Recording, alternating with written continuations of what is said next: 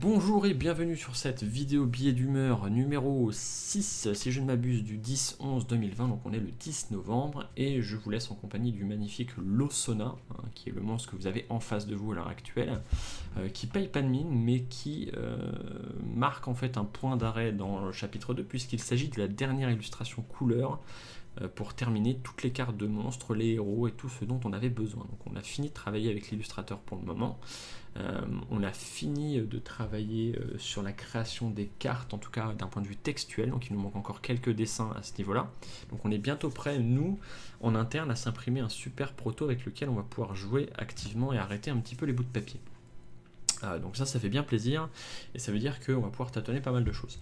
Le Losona, donc je vous laisserai le découvrir au niveau du lore. On peut rapidement regarder, hop, toujours pareil, je me balade dans l'encyclopédie, je vous encourage à y aller, à vous balader, à lire le lore pour vous approprier le lore forcément. Je vous invite à partager avec les gens, à discuter, à poser des questions. Voilà. Donc le Losona qui est un monstre finalement assez simple comparé à d'autres, inflige 6 points de dégâts, corruption 1. Pour la corruption, je vous renvoie à la vidéo où je vous parle des effets. Et il aura allonge, qui sera un petit mot-clé qui indiquera donc dans le chapitre 1 dans le chapitre 2, que je peux taper à 2 cases. Dans le chapitre 1, je ne sais pas encore comment je vais le faire. Je me demande si ça passera pas par la désignation d'un tank, un défenseur secondaire. Il y a des chances qu'il y ait une notion de défenseur secondaire qui apparaisse dans le chapitre 1 quand le chapitre 2 apparaîtra. Donc à mon avis ça va se gérer comme ça, en tout cas c'est bien parti pour.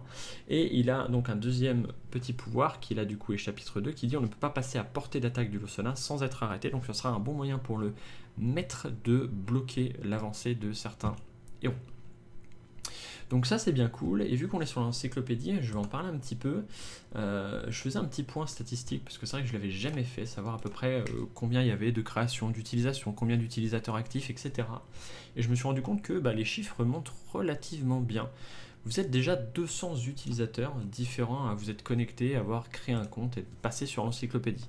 Vous avez créé 462 créations, donc ça va être toutes celles qui sont là, plus celles que vous n'avez pas partagées. Moi j'ai calculé la totale, Il y en a certaines personnes qui créent des trucs et qui ne les partagent pas, ils ne les mettent pas en public, ça peut être peut-être par peur du jugement ou parce que ils veulent le créer pour eux et qu'ils le font dans leur coin. Ils ont tout à fait raison, ça sert aussi à ça.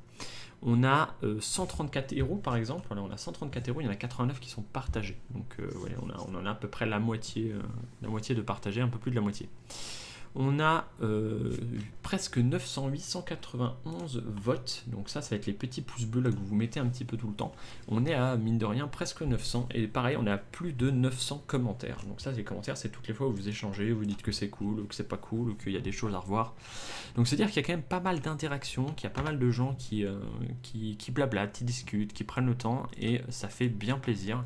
D'ailleurs, il y a des votes un petit peu partout aussi sur nos créations à nous, donc celles qui sont officielles. C'est-à-dire que vous prenez le temps de les lire, vous prenez le temps de les commenter, et nous, ça nous fait grave plaisir. L'encyclopédie, ça note aussi cette semaine l'apparition de la partie FAQ qui vous permet de poser des questions. Je vous renvoie sur la vidéo sur YouTube. D'ailleurs, chaîne YouTube qui s'est refait faire un petit lifting. J'ai enfin mis un thumbnail, on appelle, à une petite image qui permet de décorer un peu plus plutôt d'avoir des fonds d'encyclopédie un petit peu dégueulasses. Donc c'est un peu plus propre, j'ai pas totalement fini, mais ça va pas tarder.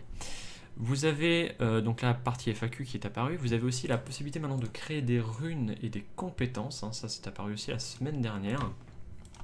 Et vous avez aussi, pour ceux qui aiment la lecture et qui veulent découvrir un peu plus le chapitre 2, l'intégralité des compétences de niveau 1 et de niveau... Alors pas l'intégralité, puisqu'il en manque une, c'est toujours celle du forgeur. Je suis en réflexion sur sa capacité niveau 7. Vous avez sinon la possibilité de lire toutes les compétences de niveau 1 et toutes les compétences de niveau 7 qui vont arriver dans le chapitre 2. Alors pour ceux qui aiment se spoiler un petit peu, il y a de la lecture, et peut-être aussi n'hésitez pas à me faire des retours si vous trouvez des trucs, des textes qui sont pas clairs, tout ça, faut pas hésiter. D'autant que j'ai rechangé les compétences hier, j'ai refait un bon tour de lifting parce qu'il y avait des compétences que j'avais pas lues depuis quelques temps et je les aimais pas trop. J'ai trouvé un peu faible par rapport à d'autres, des fois même d'un point de vue mathématique elles étaient trop faibles d'un point de vue dégâts ou choses comme ça. Donc j'ai rééquilibré un petit peu tout ça, là je suis assez content, notamment des compétences de niveau 1, je pense qu'elles sont relativement tout équilibrées. L'idée c'est qu'il n'y en ait pas qui ne soient pas prises parce qu'elles sont pas intéressantes, ou qu'il y en ait qui soient tout le temps prises parce qu'elles soient beaucoup trop intéressantes. Après bon, ouais, j'imagine par exemple que l'ambidextrie, même si dans les faits c'est pas si fort que ça l'est tout autant que le reste. J'imagine qu'elle serait quand même beaucoup plus prise parce qu'après il y a un facteur un peu classe qui débarque. On a aussi cette semaine, donc je vous parlais du concours Halloween la semaine dernière, je vais refaire un petit tour rapidement sur le monstre qui a gagné, qui avait le mot 100 dans son... c'est l'élémentaire de sang ou l'autre, hein, c'est un des deux. C'est lui, donc c'est Shivanor qui a gagné, qui avait l'air très surpris d'avoir gagné. Je vous retourne sur YouTube, je vous renvoie par exemple sur YouTube si vous voulez voir un petit peu sa réaction. Donc lui il va recevoir son magnifique petit cercueil range D, et le monstre a gagné. Je vous renvoie sur une vidéo qui dépouille tous les monstres, hein, pour ceux qui sont intéressés de savoir comment je réfléchis quand je regarde un peu vos créations.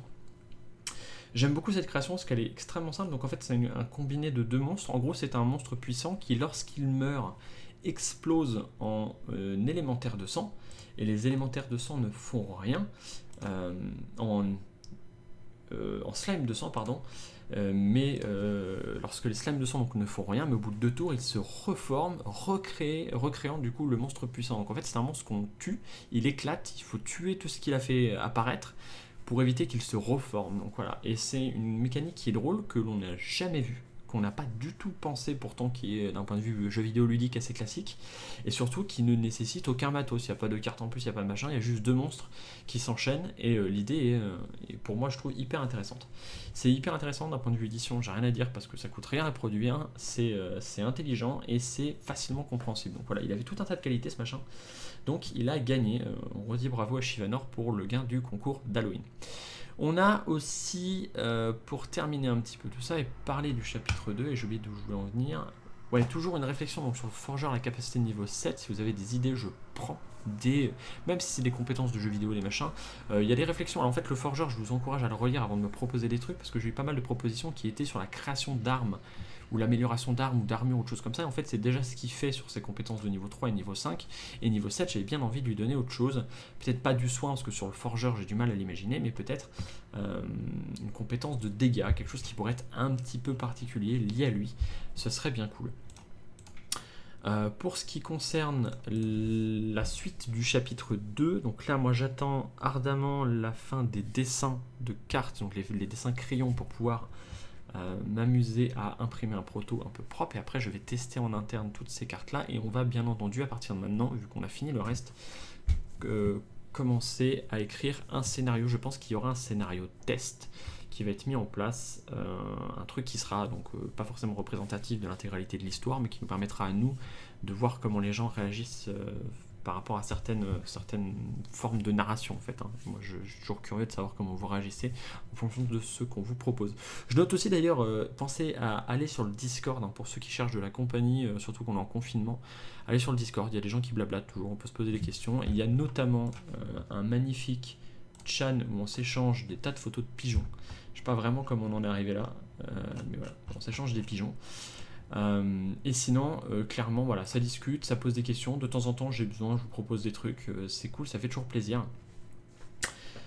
Du coup, voilà, n'hésitez pas à venir communiquer avec nous, d'autant que dans la semaine, il y a des gens qui se sont fait une superbe vidéo online via caméra à distance, hashtag confinement, je sais pas quoi là, et qui ont joué chapitre 1, donc à distance. Et j'espère qu'ils ont passé un bon moment, même si je sais d'avance que c'est un peu compliqué de jouer à distance, parce que voilà, les lancer dès le MDD, il y a plein de choses à gérer. Quand on se voit pas, qu'on n'est pas sur une table, c'est tout de suite un peu plus compliqué.